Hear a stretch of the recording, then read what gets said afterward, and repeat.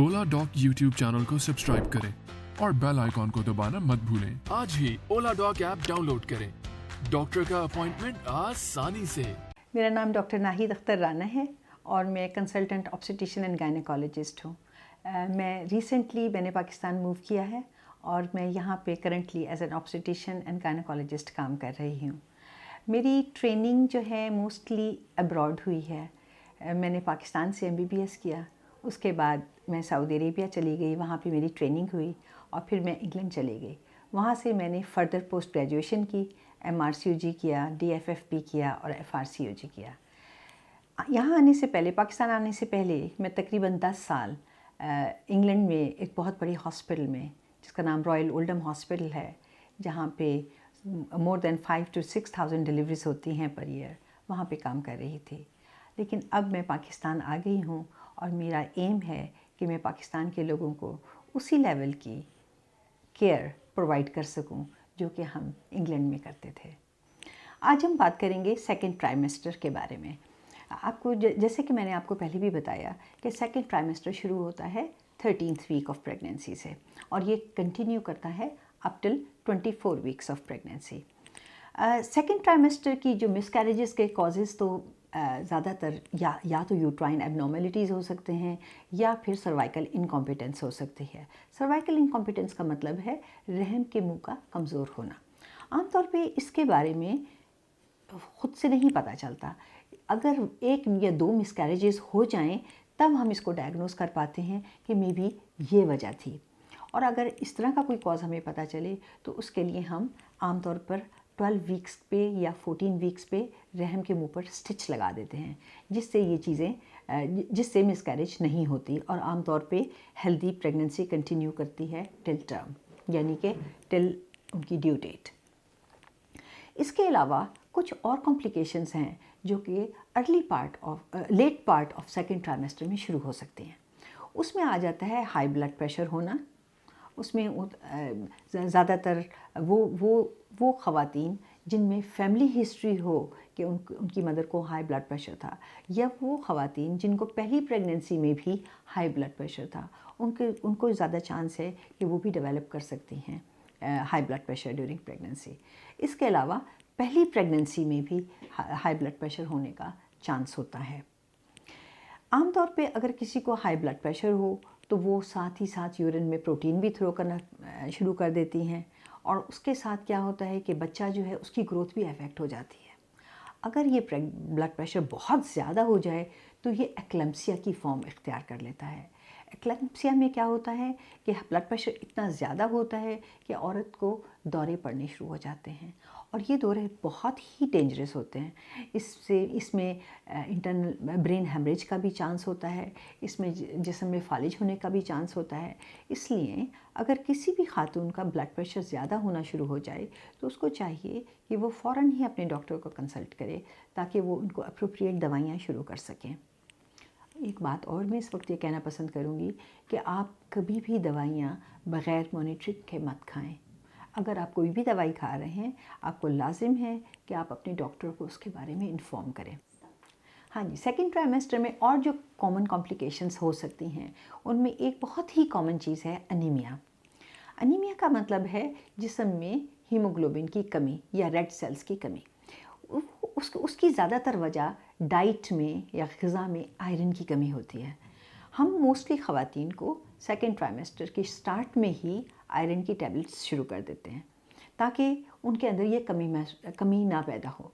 लेकिन अनफॉर्चुनेटली ज़्यादातर ख़वातीन आयरन खाना पसंद नहीं करती और वो कहती हैं कि जी मुझे इससे थोड़ा मतली आती है, या मुझे ये अच्छा नहीं लगता, या मुझे उसका टेस्ट पसंद नहीं है, और वो उसको नहीं लेती। उससे क्या होता है कि बाय द टाइम वो अपने थर्ड ट्राइमेस्टर में पहुंचती हैं तो उनका बहुत ज़्यादा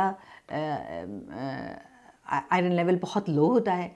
फिर उन्हें इंजेक्टेबल फॉर्म में आयरन देना पड़ता है, या बाज़ दफ़ा वो आखिर बिल्कुल एंड ऑफ प्रेगनेंसी में आपके पास आती हैं, यानी कि जब डिलीवरी का वक्त होता है तो उसके बाद तो हमारे पास कोई ऑप्शन ही नहीं रहती और हमें उन्हें ब्लड ट्रांसफ्यूजन लगाना पड़ता है।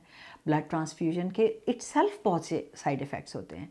तो इसलिए हम ये एडवाइस करते हैं कि ख़वातीन को चाहिए कि वो अपनी आयरन टैबलेट्स और बाकी मल्टीविटामिन्स जो आपको दी गई हैं उनको रेगुलरली इस्तेमाल करें। ग़िज़ा में सेकंड ट्राइमेस्टर में ग़िज़ा में गोश्त का इस्तेमाल और ग्रीन लीफी वेजिटेबल्स का इस्तेमाल बहुत ज़रूरी है। गोश्त के इस्तेमाल से भी आयरन की कमी को पूरा किया जा सकता है। इसके अलावा और बहुत सी ऐसी बीमारियां हैं जो कि सेकंड और थर्ड ट्राइमेस्टर में ज़्यादा उभर कर सामने आती हैं। इस वक्त मैं आपको एक और एडवाइस देना पसंद करूंगी कि वो ख़वातीन जिनको एपिलेप्सी होती है और वो एपिलेप्सी की मेडिकेशन पे हैं, उनको भी चाहिए कि वो स्टार्ट ऑफ प्रेगनेंसी से ही अपने डॉक्टर से रजू करें ताकि उनकी मेडिकेशंस को सही तरीके से मॉनिटर किया जा सके। आप अपनी दवाइयाँ बग़ैर डॉक्टर के मशवरे के मत छोड़ें।